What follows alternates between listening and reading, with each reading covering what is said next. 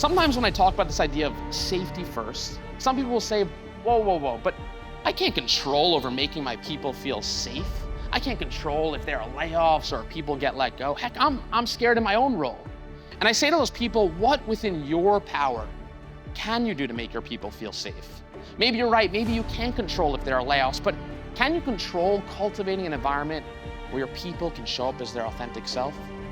Can you control cultivating an environment where your people know that you, as their leader, are going to have their back however you can?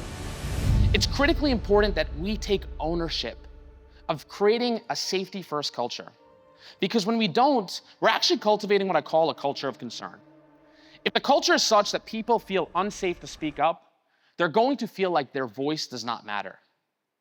If the culture is such that people are scared to make mistakes, they're going to fear taking initiative. And if the culture is such that people are treated poorly and they're made to feel like a resource, they're going to grow concerned and disengaged. And so how do we actually do this? How do we make our people feel safe? Well, feeling safe comes from feeling valued. And we make our people feel valued by making them feel understood. But one thing I see time and time again, where even the best leaders miss the mark, is that we actually misunderstand what understanding our people is in the workplace. We think that understanding our people is saying hi and knowing everyone by name and a few nice things about them. And no doubt those things are good. And if you're doing those things, you're steps ahead of the rest. But one critical thing to understand is that if we want to build real safety, we need to go deeper than surface level connection. Which brings me to pillar number 2. Seek understanding. As leaders, it's vital that we seek to understand those we serve. That we don't assume that we know what matters most to our people, but rather that we seek to understand what truly matters to them. And we do that by sitting down and getting to know our people and understanding who they are and their motivations when they come to work. That we seek to understand their fears, their anxieties, their hopes, their dreams, their aspirations. Because the better we can understand our people, the better we can serve them. But in order to understand our people, we need to first let go of assumptions. An acquaintance of mine recently in healthcare, she called me the other day and she goes, Danny, my people are so hard to motivate. All they're interested in is in money. And I asked her, how do you know that to be true? Have you even asked them? To which she said, no.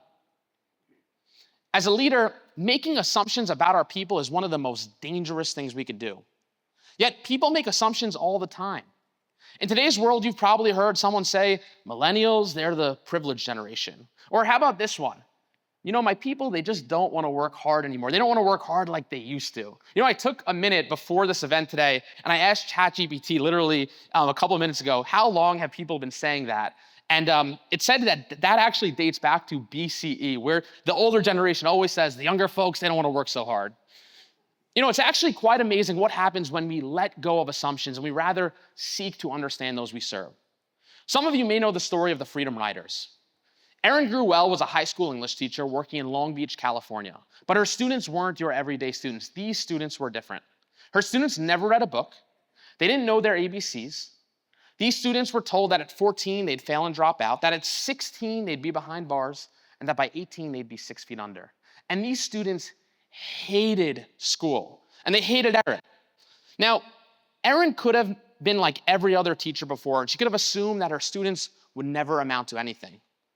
But Erin wanted to be a catalyst for change. Despite the backgrounds of her students, despite the fact that her students bounced around from jail to rehab to foster home, Erin wanted to understand her students.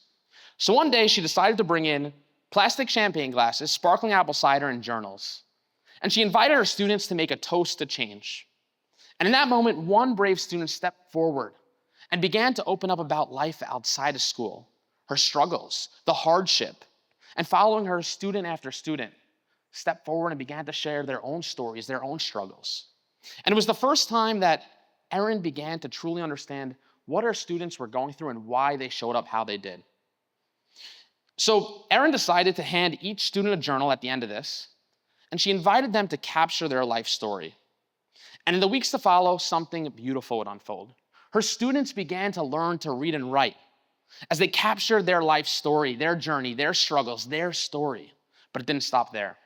Her students fundraised enough money to take a trip from California to Washington, D.C., where they'd march and share the stories of their loved ones that died the senseless death. Erin proceeded to compile their journals into a book, and she decided to sell it to a publication company. And one publishing company took a chance and published that book. And it went on to become the #1 selling book in America, selling millions of copies, and later a blockbuster hit featuring Hilary Swank. When we let go of assumptions and we seek to understand those we serve, you will create limitless loyalty, connection, and beyond.